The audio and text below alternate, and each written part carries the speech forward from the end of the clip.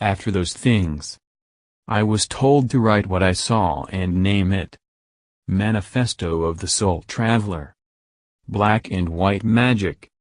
And The Secret of These Ages.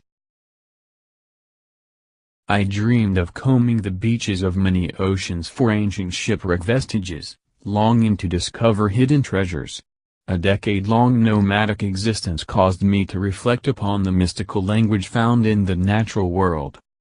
And behold, I discovered a pearl buried in the sand, and in it found a mystery.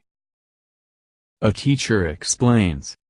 Religions, occults beliefs, political systems, and social mores originate from earlier times when knowledge was shaped by the study of the night sky and the movement of the planets with the accompanying stars. The Egyptian story of Osiris and Isis is a metaphor for the moon and the sun. Greek historian Diodorus Siculus tells us in Bibliotheca Historica.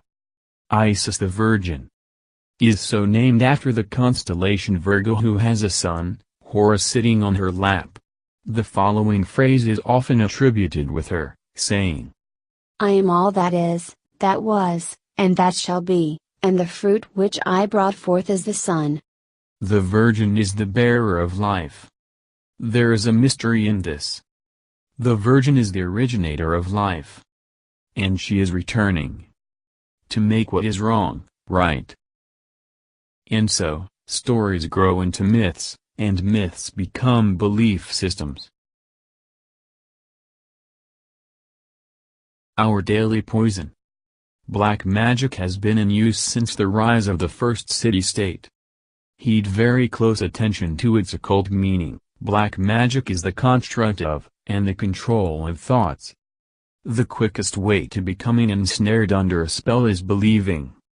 The two most powerful spells placed on humanity are in the spheres of spirituality and of governance. The first teaches to see yourself as sinful, lacking understanding, unable to discern between right or wrong, and needing of an external authority for salvation. The effects felt by those who conform to its powers are fragmentation and a state of permanent emotional contradiction, namely duality.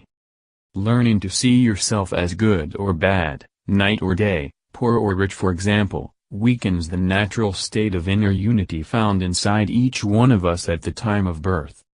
Unity is the perfect state of being, the best state of mind, and it is also when universal consciousness is best channeled. The second uses exceptional powers bestowed onto itself to formalize consensus. Submission to authority fortifies perceptions of reality. The sphere of governance uses state actors and every available tool to maintain control.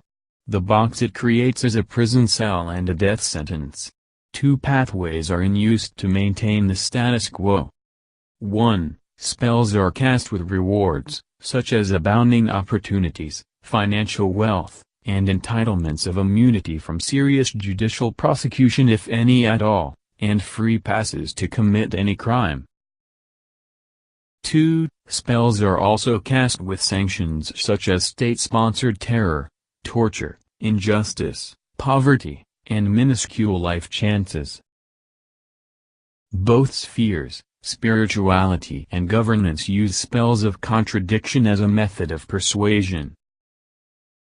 Standing at a fork in the road, choosing a path normally regarded as not viable is often taken when feelings of extreme dissonance exist within ourselves. Furthermore, duality leads to one-dimensional thinking. Our civilization has been under a spell for more than 5,000 years. It is the reason behind our great unhappiness.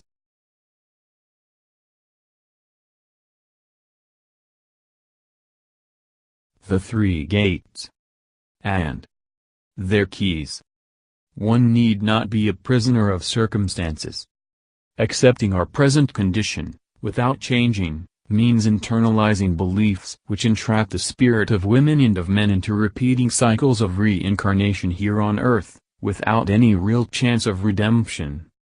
The first key to solving our current problems is learning forgiveness and mercifulness.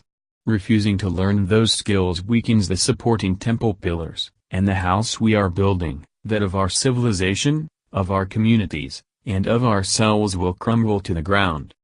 Seeing ourselves in a broader context, as a unique soul residing in an infinite universe filled with limitless potential is to be part of an inevitable transformation, and it also means breaking the cycle of ignorance. Shout it from every rooftop. The kingdom of heaven is within reach inside our own spirit. Envisioning a utopian society is perceiving the kingdom of God. Accepting ourselves as the maker who turns the potter's wheel is becoming the master of our own destiny, and it is the second key to the gates. Simple meditation techniques allowing the voice inside the spirit to be heard is everything needed to enter the kingdom. A Christian, upon leaving the body at the moment of death, meets Jesus, angels, or relatives. An atheist living in England, whom after a heart attack finds himself moving through a tunnel of light opening into a beautiful rose garden laid with beautiful green grass, much to his surprise finds the soul lives on. Some see purgatory, others recall images of eternal punishment, and many speak of a guide asking them to return inside their embodiment. Those are the accounts from around the world of people who experienced the state of non-local consciousness while clinically dead. They experienced projections made manifest in part, as a result of lifelong internalization of beliefs.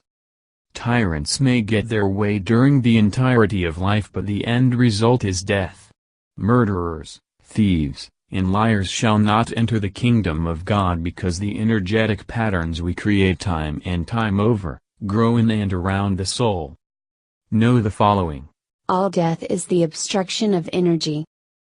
Beliefs and actions result in manifestations.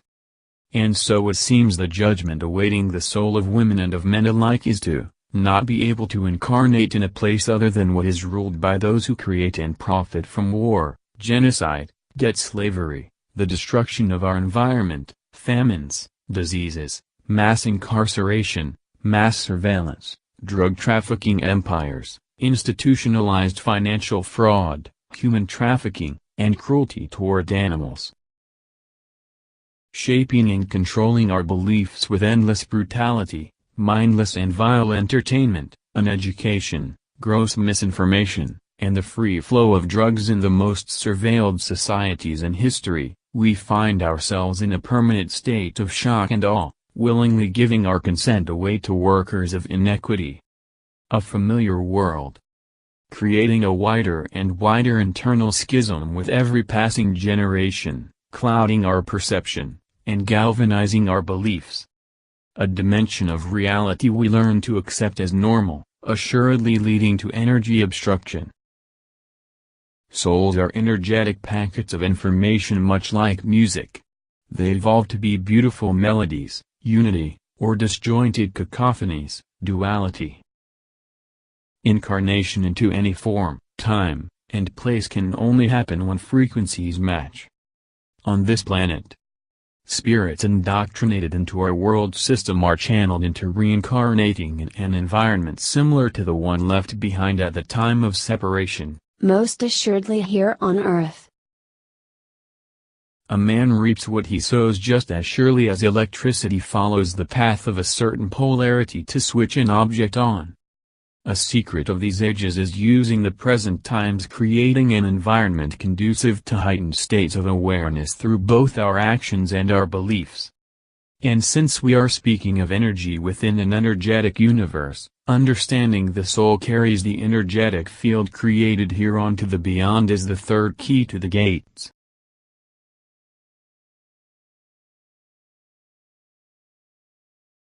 The liminal hour. It has been said, do not be afraid of those who kill the body, rather be afraid of the one who can destroy both the soul and the body. A common question, who is the one who can destroy the soul, is often answered with Satan, the archons, extraterrestrial technology, artificial intelligence, and ourselves. It has also been said, as above, so below, so know this, black magic extends onto the beyond, for a time only. The most important state of mind to be in at the moment of the passing away during the liminal hour is the following. Unity of mind and soul. The mind will fade away but the soul remains active. Having released all attachments of material possession, and any sense of identity built around status or profession. Having released all emotional attachment of loved ones and pets. Releasing all attachments simply means being thankful for the things you owned, the people, animals you loved during your life, and accepting everything will soon be left behind. Not forgetting time for sadness and grievances to occur, if possible. Remember, our daily conduct builds upon itself, by either strengthening or weakening the soul's energetic field we rise or fall. The dangers facing the soul at the time of the passing away are erroneous beliefs, and the misguidance by external forces who work against you and me. While living in this realm, learn to know yourself and claim your sovereignty, with every passing moment. Meanwhile, internalize this statement. The freedom of saying either yes or no to anyone or anything is an irrevocable universal right extending far beyond our solar system. Therefore, let your yes be yes, and your no be no, because you are the originator of consequences. And also, no man, no technology, nor any system of tyranny commands the authority to destroy the soul except, choosing to destroy it by our own doing.